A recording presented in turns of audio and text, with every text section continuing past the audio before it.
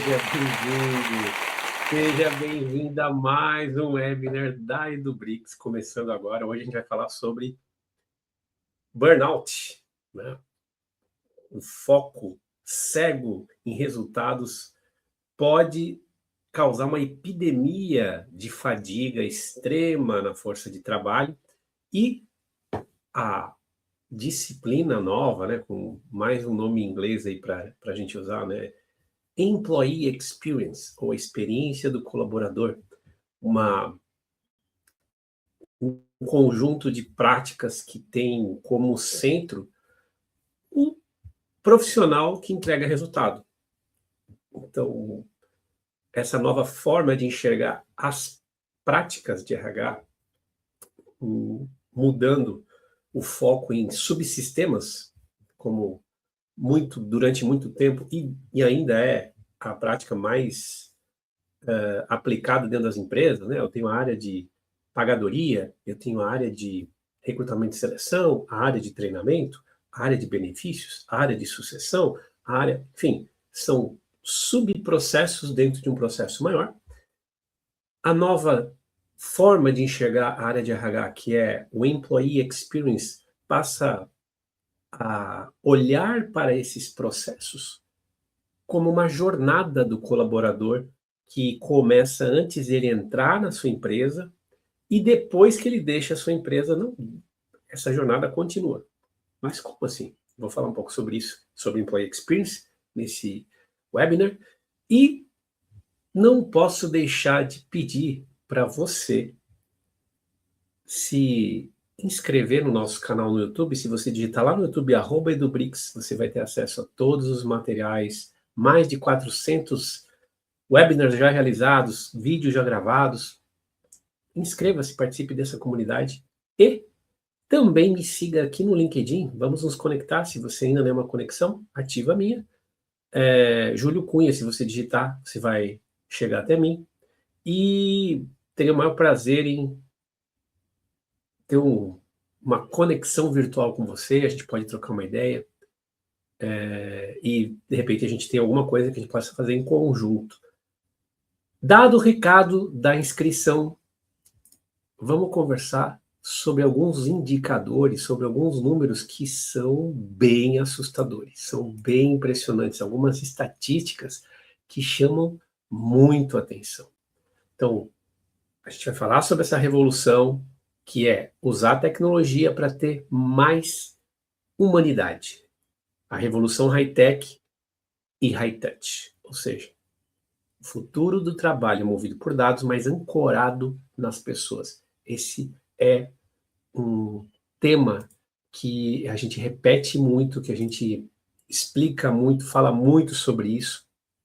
E essa epidemia de sobrecarga do trabalho que eu estava comentando com você mais cedo, vou até deixar o slide aqui em tela cheia, vamos colocar aqui. Uma coisa que a gente tem visto muito, e aqui tem alguns dados para ajudar a nossa discussão, que, de acordo com o ISMA-BR,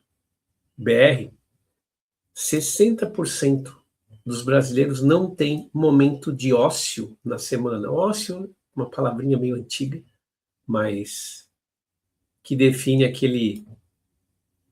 a caixinha do nada, né? Ou seja, aquele momento que a gente não está trabalhando nem remunerado, de forma remunerada, nem de forma não remunerada, ou seja, a gente está sem fazer nada. Então, os brasileiros declaram que, mais da metade dos brasileiros declaram, 60%, que não tem esse momento na semana. E isso é uma necessidade fisiológica do ser humano, ter um momento de não estar entregando, não estar desempenhando papel algum, seja de mãe, seja de pai, seja de esposo ou de esposa, seja de filho, de filha, de aluno, muito menos de trabalhador. Então, o ser humano precisa ter um momento, precisa ter, não tem nenhuma recomendação de número de horas, pelo menos eu pesquisei e não achei. Se você souber de algum estudo que fala sobre isso, né? Eu procurei na OMS, Organização Mundial de Saúde, que tem algumas estatísticas que vêm de lá também, mas não tem uma recomendação que o ser humano precisa ter X horas por semana de ócio, né, completo. Tem um livro muito bom chamado O Ócio Criativo, de um italiano, né, que fala sobre a necessidade do ócio para inovação, que o ser humano tem a demanda de ter esse momento do nada, de não fazer nada, porque isso é a alavanca da criatividade e da inovação. Isso está ancorado em esse autor, ele comenta, estou rindo aqui um pouquinho porque eu lembro o momento que eu ganhei esse livro do ócio criativo. Era um momento da minha carreira que eu estava trabalhando 18 horas por dia.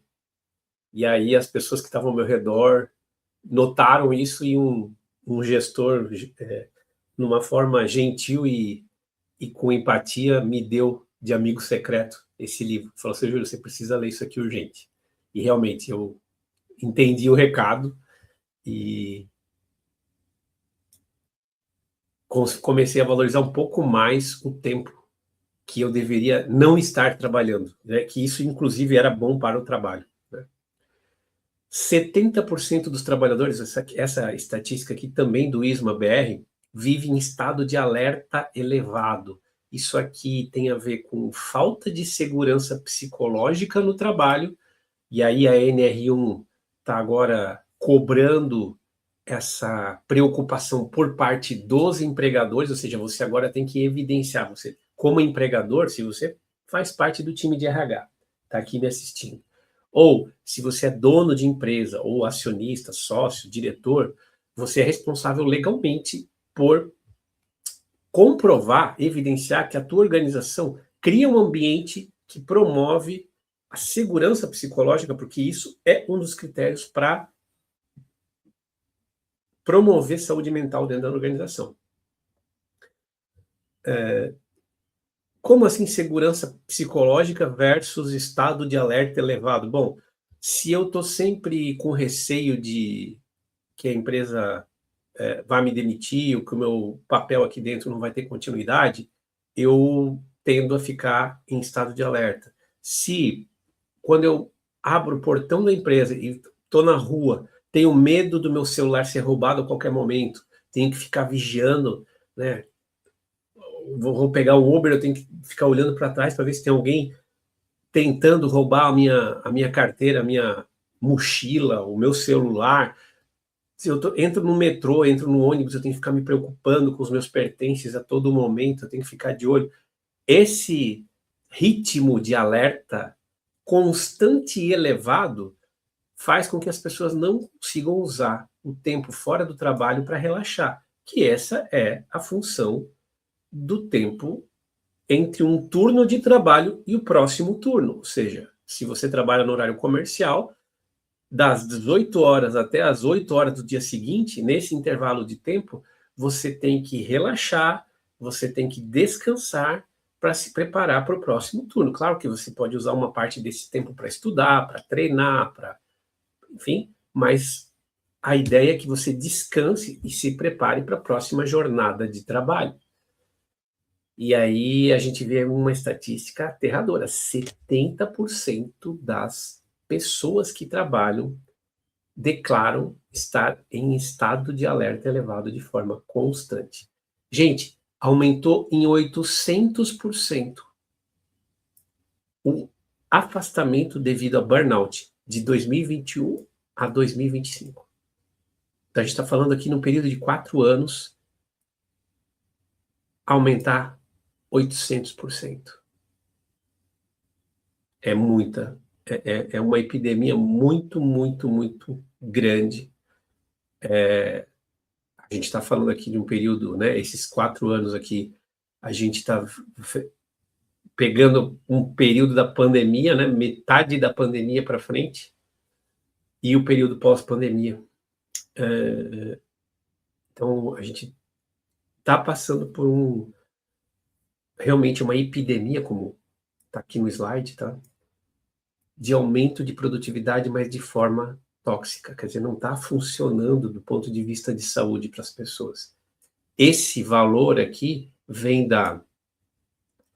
do Gallup State of the Global Workplace. Gallup é um instituto de pesquisas estatísticas norte-americano, já teve sede no Brasil, já fez até pesquisa de audiência e pesquisas eleitorais aqui no Brasil, não atua mais no Brasil, o Gallup, né, só que a gente fala Gallup, e nos Estados Unidos ainda é um dos maiores institutos, se não for o maior, assim, impressionante, de métricas mais populares, de indicadores mais genéricos.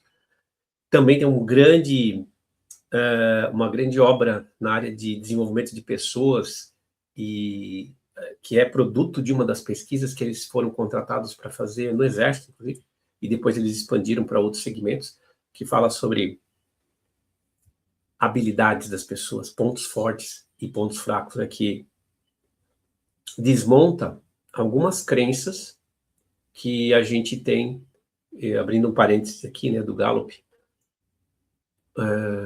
sobre o paradigma que é, eu diria um dogma da área de desenvolvimento, que é a gente precisa identificar aquilo que a gente é ruim para melhorar. E eles desmontam essa tese com uma pesquisa muito baseada, né, em um estudo de quase 30 anos, que começou encomendado pelo Exército Americano e depois eles expandiram, como eu falei, mostrando que as pessoas que têm sucesso focam naqueles pontos fortes, né? Então, aquela história de você promover um vendedor porque ele vende muito, ele vira um péssimo líder e deixou de ser um ótimo vendedor, porque a fortaleza dele não era liderar pessoas, era vender. Aí você tirou ele da função onde ele era bom, que era vendas, e colocou ele numa nova função, que era liderar, sem preparo, sem capacitação nenhuma, como se fosse até um prêmio, porque ele era o melhor vendedor. Então, eles estudaram esses casos por anos, então eles acompanharam jornadas de pessoas por anos. Esse estudo é muito legal. O nome do livro, são 2 livros, né? O primeiro, digamos assim, é Discover Your Strengths, Descubra as suas fortalezas. Eu não sei como é que está esse livro em português, o título dele, mas é muito bom. Inclusive, eles desenvolveram um teste para você identificar as suas fortalezas. E eles não chamam de habilidades nem de competências, eles chamam de... Eu não sei como é que ficou o nome em português também, mas acho que ficou fortalezas ou pontos fortes, alguma coisa assim.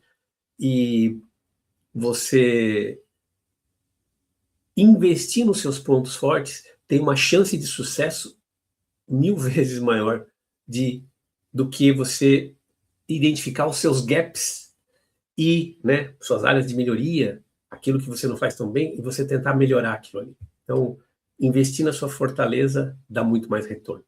Tá? Então, fecha parênteses, voltamos aqui. Custo anual do desengajamento é mais de 8 trilhões, quase 9 trilhões, na verdade, de dólares, né? 9 vezes 5, aí a gente está falando de 45 trilhões de reais. É um PIB de Brasil, né? Metade do PIB do Brasil, sei lá. Mas a gente está falando do PIB de alguns países aqui. Então, é caro, causa prejuízo para seres humanos, para a espécie humana, e doença, afastamento por doença. Então, a nossa força de trabalho hoje está com estresse acumulado, está com uma pressão psicológica muito grande, e uma das respostas que a gente pode usar, ou um dos caminhos que a gente pode trilhar para solucionar isso, é a adoção de inteligência artificial. Não inteligência artificial como uma ferramenta a mais na minha caixa de ferramentas, na minha mesa aqui disponível, mas como uma forma de rever o jeito de fazer as coisas, repensar o modelo de atendimento, atendimento ao colaborador, atendimento ao candidato que quer entrar aqui na minha empresa, ou atendimento àquele profissional que eu preciso demitir. Mas como assim? Como que eu uso a inteligência artificial como infraestrutura e como que eu conecto isso com a experiência do colaborador, o employee experience que eu estava falando para você lá no começo. Então, a gente tem ouvido esse termo de usar IA para criar uma nova forma de fazer, mudar o sistema operacional da organização. Usar IA não como um projeto paralelo para fazer coisas mais rápido, as mesmas coisas mais rápido, mas para se tornar a base do ambiente de trabalho. Realmente, usar IA como infraestrutura, como a minha base de execução. 71% das organizações globais já integraram a IA generativa nos seus processos centrais e até 2030, 40% das habilidades essenciais de hoje vão ser transformadas ou obsoletas. A grande habilidade, a grande vantagem competitiva que vai durar, sabe o que é? É aprender, é se adaptar. Então, se você está pensando em estudar alguma coisa, se você está pensando em aprender alguma coisa nova, aprenda a aprender. Aprenda a usar IA para aprender. Isso vai mudar o jogo na tua carreira. A matriz de valor agora, ela deixa de ser operacional para focar na liderança humana. Você como profissional de RH, você como dono ou investidor ou líder ou diretor, você tem que ter isso muito claro, que a tecnologia não vai fazer milagre. Você não vai poder demitir gente e substituir por tecnologia, mas você tem que fazer a tua força de trabalho hoje, a tua equipe, teu time, ele precisa ser multiplicado por 100, porque o teu concorrente está fazendo isso. E isso, ao mesmo tempo que o time se multiplicou por 100 para executar, o líder vai se multiplicar por 1000 para conseguir entregar mais empatia, entregar mais conexão e, principalmente, alinhamento. Fazer aquele trabalho que é muito árduo, que é identificar o que é o objetivo de cada profissional do time, alinhar isso com o propósito e a missão da empresa e fazer essas duas coisas se conectarem. Enquanto aquela pessoa estiver fazendo parte do time, ela tem que ter certeza que cada suor, cada gota de suor que ela está derramando ali dentro está sendo gasta para algo que vai melhorar a empresa e que vai melhorar a carreira dela. Mesmo que seja por experiência, não estou nem falando aqui de remuneração, de bônus, nada disso, eu estou falando de propósito, estou falando aqui de aprendizagem genuína. Então, tem muitas coisas que os líderes desperdiçam por falta de tempo, porque eles estão tão envolvidos com a operação que liderar é uma atividade que acaba sendo relegada a segundo plano. Quando der tempo, eu converso com as pessoas. Quando der tempo, eu dou feedback. Quando der tempo, eu dou aquele toque no novo colaborador que eu vi que está falando um negócio que não está muito redondo, ele não pode falar isso para o cliente, mas agora eu não tenho tempo, deixa para depois. Por quê? Porque eu sou líder, mas eu também sou parte do time, no final das contas, porque se eu paro de executar alguma coisa, vai ficar parada. Então, a gente tem muito isso hoje, e aí que a IA vai entrar para mudar essa realidade. O líder vai passar a ter tempo para liderar, só que você tem que saber o que fazer com esse tempo livre. Senão você vai entrar numa espiral de desconforto, de medo, de receio com o teu papel enquanto líder, porque você não tem claro quais são as atividades inerentes a lideranças. Planejar, organizar, clarificar objetivos e como atingi-los, fazer o acompanhamento das atividades, não microgerenciamento, não controle. Criar um plano de capacitação das pessoas onde você seja o principal facilitador. Você que é líder, consiga fazer curadoria de todas as opções que existem para desenvolvimento dentro da tua empresa. Se, por exemplo, a tua empresa tem uma universidade corporativa, ou se ela tem um portal de treinamento, ou se ela não tiver, você conseguir fazer isso buscando coisas que existem prontas hoje na internet, que tem muito material bom. A própria IA pode te ajudar a fazer isso. Então, a gente passou de uma realidade onde o domínio era da máquina,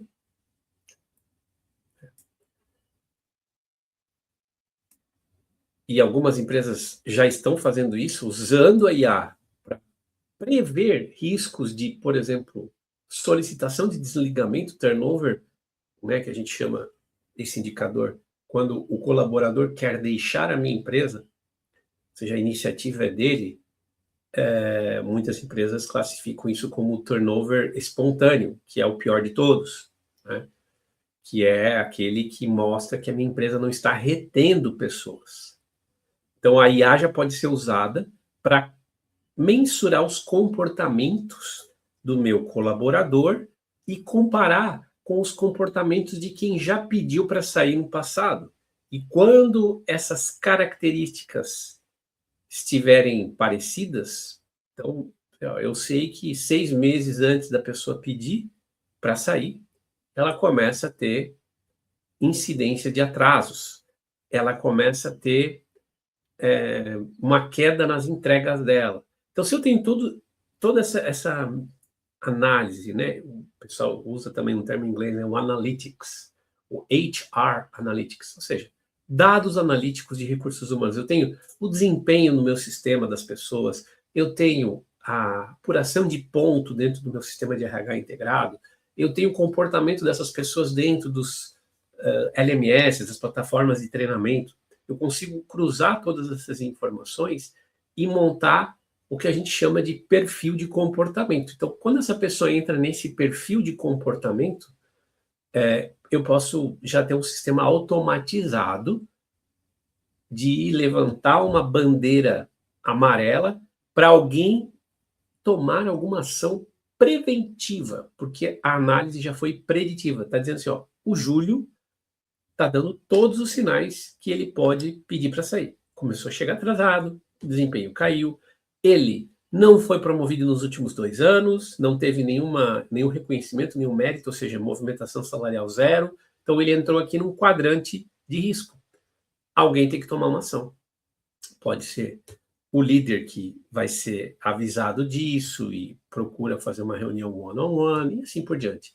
Agora, nessa nova realidade onde a gente está falando de employee experience, do autocontato, do high touch, onde a área de RH se conecta genuinamente com os colaboradores, a gente tem aqui um processo de escuta ativa. Ou seja, eu até consumo esses dados aqui, esse analytics, mas isso serve para eu entregar ou promover um contato humano com esse indivíduo, com esse profissional, seja o líder, seja o RH. Geralmente, a promoção é sempre do relacionamento do líder e liderado, né? O RH não pode fazer o papel do líder, o RH não deve tomar essa atribuição, porque sempre que isso acontece, o líder deixa de se desenvolver como líder e deixa de executar o papel dele, que é liderar. Isso é parte da liderança, né? Então, a ideia é que o BP ou a BP, que atende aquela área, aquele líder, ela possa até funcionar com uma pessoa que vai mostrar um relatório, que vai mostrar, olha, temos esse grupo de pessoas, e ela pode ajudar esse líder a se programar para ter uma one-on-one, né? Uma reunião individual com cada uma dessas pessoas que está nesse quadrante crítico de, por exemplo, pessoas que vão pedir demissão para entender o que está acontecendo, criar um plano de ação de retenção, mas nunca tomar o lugar do líder, nunca fazer pelo líder, né? Senão a gente está voltando para a década de 70, onde a área de RH resolveu o problema lá da área do... O líder chamava o RH para dar feedback para o colaborador, né? Isso não pode mais existir. Com a IA você consegue também personalizar em escala. Por exemplo, na parte de capacitação, você consegue criar uma trilha de treinamento para aquela pessoa. Então, uma trilha para o Júlio, outra trilha para a Maria, outra trilha para a Joana, outra trilha... Por quê? Porque cada pessoa tem características diferentes. Você pode criar, sim, um assistente que vai conversar com cada pessoa. Descobrir, por exemplo, quais são os hobbies, quais são os interesses pessoais. Imagina eu receber um curso usando as metáforas, usando exemplos de coisas que eu curto, de coisas que eu conheço. Eu sou fissurado em fotografia. Então, eu vou aprender aqui um conceito novo de gestão financeira com exemplos práticos na área de fotografia. A minha aprendizagem vai ser muito mais bacana, porque isso vai estar conectado com aquilo que eu curto. E é essa capacidade que a gente tem que explorar hoje, para promover o engajamento, para as pessoas aprenderem de uma forma mais fácil. Você não precisa mais construir um curso que vai ser consumido por todo mundo da mesma forma. Você pode ter o conteúdo personalizado para cada pessoa. É a era da hiperpersonalização em massa, onde a IA vai entregar conteúdo formatado para você. Não é mais um curso que toda empresa vai ver igual. O conhecimento vai ser distribuído de forma democrática, de forma uniforme, só que cada pessoa vai absorver isso de acordo com os seus gostos, de acordo com as suas características. Alguns vão querer ouvir um podcast, outros vão querer assistir vídeos, outros vão preferir ler pequenos parágrafos, receber mensagens no WhatsApp, ter 15 minutos por dia de conversa, de repente com alguém, que vai ser um avatar sintético, que vai passar esse conhecimento, e 15 minutos por dia, em uma semana, você tem aí 1h15 de conteúdo, e você não impacta a rotina, a execução das pessoas, e consegue entregar conteúdo personalizado. Na era do high touch, isso vira julgamento crítico e ético, ou seja, você tem que se preocupar com as intervenções culturais, com empatia e responsabilidade. Quando eu estou personalizando em escala, quando eu estou usando a IA para criar conteúdo, eu tenho que ter um processo de validação para saber se não tem viés embutido nessa personalização, se não tem preconceito embutido nessa personalização, se não tem alguma forma de se expressar da IA que possa me causar problemas como empresa e também problemas de aprendizado. Então, você tem que ter sempre um humano no loop para validar esse trabalho, principalmente avaliando vieses da IA, formas de criar metáforas e sempre dando feedback para a IA. Olha, isso aqui você não pode, esse exemplo você não pode usar, essa metáfora você não pode usar, porque ela pode ferir, de repente, alguma lei, ou alguma norma, ou alguma regulamentação, ou pode ser simplesmente algo que a nossa empresa nunca vai querer adotar, porque a gente não acha isso correto. Tá? A eficiência operacional com chatbots que vão eliminar ou reduzir muito, até 70% do trabalho de resolução de dúvidas de RH, isso aqui é bem comum, você tem a integração, primeiro treinamento que o cara faz quando ele chega na tua empresa, né, supondo que seja, por exemplo, uma indústria, uma fábrica, e a pessoa de RH dedicou lá 2 horas do dia dela para fazer uma apresentação para os novos colaboradores que estão chegando, e ela vai explicar tudo em 2 horas. 30 slides, 70 slides, vai falar sobre quando você perde o crachá, o que você tem que fazer, quando você perde o ônibus, o que você tem que fazer, se você sabe que vai chegar atrasado, qual é a tua postura, que dia que cai o pagamento, qual é o plano de saúde, como é que funciona o desconto, onde que fica o banheiro, tudo isso ela vai falar, vai terminar a apresentação, no dia seguinte o cara vai ligar para o RH para perguntar o que ele faz porque ele perdeu o crachá. Né? Por quê? Porque é muita informação, as pessoas não vão conseguir gravar. Agora, de repente, esse cara poderia ter um WhatsApp que funciona 24 horas por dia, onde ele pode conversar com uma IA e tirar dúvidas básicas sobre serviços que o RH presta. Né? E se você fizer uma estatística dos tickets, dos atendimentos que o RH tem aí dentro da sua empresa, você sabe, você concorda comigo que a maior parte das dúvidas são operacionais e repetitivas. Né? É que tem um cara novo perguntando a mesma pergunta. A pergunta é antiga, as pessoas são novas. Porque as pessoas não conseguem gravar todas as informações, né? Terminou aquela integração, no dia seguinte ela quer saber como é que funciona o plano de saúde, onde é que ela pega a carteirinha, tudo foi falado lá na integração, mas o pessoal não consegue reter todas as informações. E isso é importante para construir confiança, segurança psicológica, sentimento de pertencimento genuíno. Como é que essa experiência personalizada pode acontecer? Bom, a IA pode atuar desde o onboarding, com chatbots que vão tirar dúvidas dos novos colaboradores, né? O exemplo que eu dei agora, falei exatamente sobre isso. O desenvolvimento das pessoas depois que eles estão na operação pode continuar sendo suportado pela IA. Por quê? Eu posso ter um programa, por exemplo, de identificação de perfil para sugestão de mentores dentro da empresa e de mentorados. Então, uma IA dentro da minha empresa pode ficar monitorando quem tem conhecimento para compartilhar e quem precisa de conhecimento, quem precisa absorver conhecimento. Seria meio que um marketplace de conhecimento dentro da minha empresa. Você tem aqui também o engajamento. Então, hoje as empresas fazem pesquisas, às vezes 2 vezes por ano, às vezes 1 vez por ano, pesquisa de clima, perguntando sobre vários aspectos do que os profissionais que trabalham dentro da empresa acham dos benefícios, acham do dia a dia dentro da empresa. Existe até, né, um prêmio famoso, né, de reconhecer as empresas que têm um clima bacana, que é o Great Place to Work, que aplica uma pesquisa de clima padronizada e, a partir do resultado dessa pesquisa, dá um selo lá para a empresa de Great Place to Work, né, de um lugar bacana para se trabalhar, porque o clima lá é bacana.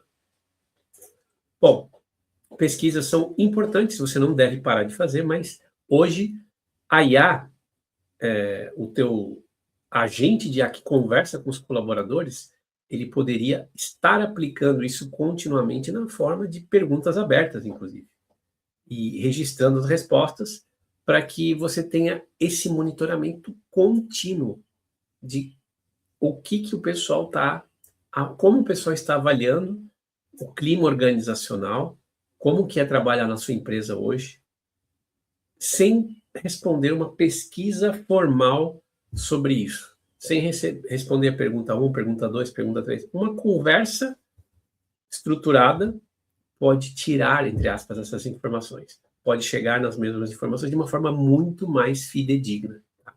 E a retenção proativa, que é, como eu falei antes, né? Alertar as lideranças sobre o risco de saída de colaboradores com 90 dias de antecedência, a partir de comportamentos identificados e comparados com o perfil de alguém que sai. Tem aqui um estudo de caso, né? Aprendizagem no fluxo de trabalho. Como que funciona isso? É você reconhecer que a educação não acontece só no trabalho, né? A educação corporativa também acontece no fluxo de trabalho. Então, ela não acontece só na sala de aula, no evento formal de treinamento, a educação. Então, a aprendizagem, para a gente usar um termo melhor, ela acontece junto com o trabalho agora. Então, um engenheiro de software chamado Tundi, que é aqui o estudo de caso que eu estou comentando com vocês, ele encontrou um erro crítico de uma API horas antes de um lançamento e ele precisa aprender sobre essa API. Ele não tem tempo para consumir manuais, consumir tutoriais para aprender isso. Então, o que ele vai fazer? Ele vai perguntar para a IA aonde que ele pode aprender rapidamente e a IA vai mostrar para ele que existem vídeos, tutoriais já prontos sobre esse assunto e são vídeos de curta duração que ele pode consumir rapidamente. E aí ele já aprende e já aplica esse conhecimento na prática. Esse ciclo, ele tende a ser, pelo menos é o que eu estou enxergando, tá? Tende a ser o novo paradigma de capacitação que a gente está testemunhando como sendo a nova prática dentro das empresas. Ou seja, eu não vou deixar de ter o treinamento formal, mas eu vou ter um agente de IA que vai conseguir explorar todo o conteúdo que está dentro de um treinamento desse que já está pronto, vai consumir isso como base de conhecimento para responder perguntas, também vai conseguir recomendar capítulos, unidades, enfim, pedaços do curso para necessidades específicas do público-alvo. Nessa empresa, por exemplo, o resultado foi a redução de 23% no tempo de assimilação de novos conteúdos com a personalização precisa. Aqui a gente tem a gente fala de vantagens, né? Aqui seria um viés aqui da automação, que é o viés dentro da IA, ou seja, a IA te responder ou te aconselhar coisas considerando crenças, às vezes preconceitos, que entraram no treinamento da IA e ela acaba absorvendo entregando esse conteúdo para você. Se você não for vigilante, se você não for validar sempre, deixar o humano validando dentro do processo o que a IA está entregando, você corre o risco de estar entregando esse viés, de estar colocando esse viés da IA para toda a tua empresa. Então, é muito importante você identificar esses viéses de opinião, de resposta da IA, e você começar a inserir, a injetar nos prompts comandos que preservem a tua empresa desses vieses. A IA sem governança, ela vai acelerar aquela toxicidade que a gente comentou no primeiro slide, né? Toxicidade, que tem a ver com burnout, que tem a ver com sentimento de insegurança psicológica. Então, é importante que você olhe para esses números aqui. Ó. Hoje, 67% dos colaboradores se sentem desconfortáveis com o monitoramento de IA excessivamente invasivo. Então, isso aqui é um depoimento de colaboradores e, em algumas empresas, elas não podem abrir mão dessa, eu não diria vigilância, mas dessa supervisão, porque elas têm que, por exemplo, garantir que, vou contar um exemplo aqui da Edubrix, né? Eu não posso permitir que algum colaborador use uma ferramenta de IA que não seja a ferramenta corporativa da Edubrix, onde a gente tem a gestão do que está acontecendo, a gente tem a capacidade de responsabilizar quem publicou algum conteúdo indevido. A gente tem como prevenir isso também, educando as pessoas que vão usar a IA, para que elas saibam o que elas podem postar na IA, o que elas podem fazer de upload. Por exemplo, eu não posso pegar um documento de cliente sigiloso e jogar dentro da IA, nem que seja para fazer uma pergunta da IA. Por quê? Porque ela pode usar esse conteúdo para treinamento. Esse conteúdo pode ficar disponível para outras pessoas depois que eu encerrar minha sessão, depois que eu encerrar meu contrato com aquele fornecedor de IA. Tá? O viés algorítmico, o que é? São modelos treinados em dados históricos para reproduzir e amplificar padrões de desigualdade. Então, aqui a gente tem também uma estatística importante que 43% de risco de viés é o que o pessoal acredita que deva ter na maior parte das IAs hoje. Então, com tudo que ela responde, ela foi treinada com essa característica, né, de ter esses viés. Então, os dados de treinamento já vieram com isso, já vieram contaminados. E isso vai aparecer nas respostas que ela vai entregar. Tá? A ilusão da caixa preta. A capacidade ou a opacidade algorítmica destrói a confiança. E uma das coisas mais sensíveis de você trabalhar com IA é quando o cliente fala assim, não, mas como é que ele está respondendo isso? Da onde que ele está tirando essa resposta? Então, na maior parte das vezes, a gente não vai ter como responder isso. Tá? A linha entre apoio e vigilância é definida por quem tem acesso aos dados e para qual propósito. Então, tenha certeza que quem, às vezes, quer ter acesso aos dados, quer ter acesso a imagens, né, pode usar IA para ter esse acesso. Cuidado, né? Se você usa planos gratuitos, seus dados estão sendo usados para treinamento. Então, aqui, ter a escuta ativa é uma forma de você ter um grande diferencial e que se contrapor à tecnologia pela tecnologia, né? Porque a IA ouve dados, os líderes ouvem pessoas. A empatia é uma habilidade imune à automação. Em um mundo hiperconectado, a capacidade de ouvir ativamente não é apenas uma soft skill, é uma escolha que constrói segurança psicológica e resiliência organizacional. Então, as equipes com alto nível de engajamento e conexão apresentam 23% mais lucratividade e menor rotatividade, e os algoritmos podem prever a exaustão, mas apenas um líder empático constrói a liderança. O framework do Brix de alta performance, que é esse que você está vendo aqui no slide agora, ele consegue ser a experiência perfeita do colaborador que vive na intersecção exata entre a IA e a sensibilidade humana.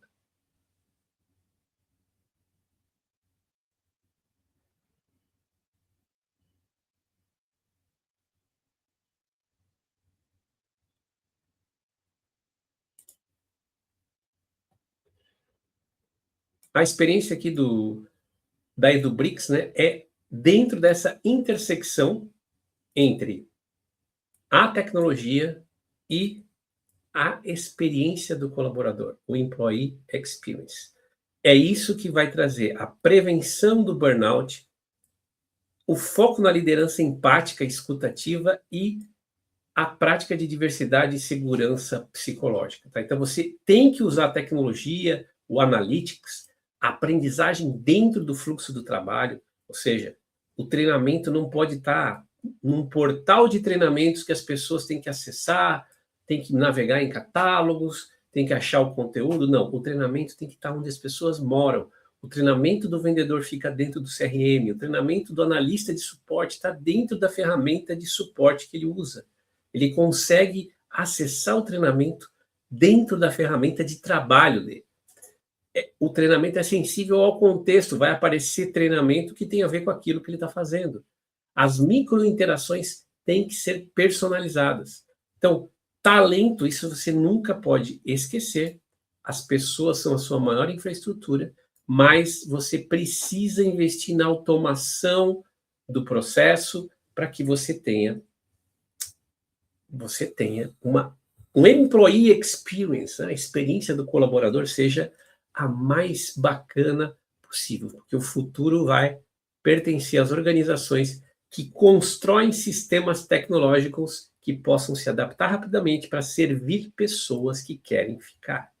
Esse é o futuro que a gente já está vendo se tornar realidade. Quero agradecer a sua presença, quero agradecer a sua participação. Se você quiser comentar, quiser fazer alguma interação, fique à vontade e vou repetir para você. Inscreva-se no canal da EduBrix, lá no YouTube. Vai ser muito legal ter você como parte da comunidade. Você vai receber os alertas quando tiver um vídeo novo. E também se conecte aqui comigo, Júlio Cunha, aqui no LinkedIn, se você puder, para a gente trocar ideias. Muito legal a sua participação, muito obrigado por passar por aqui e nos vemos no próximo webinar. Até mais!